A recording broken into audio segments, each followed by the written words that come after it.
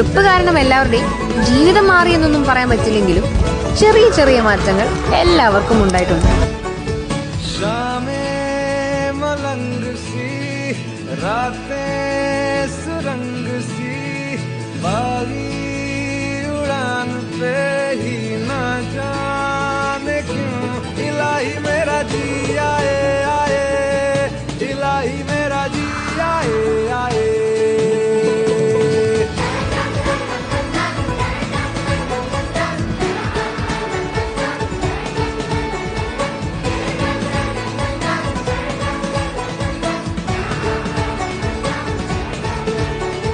कल पे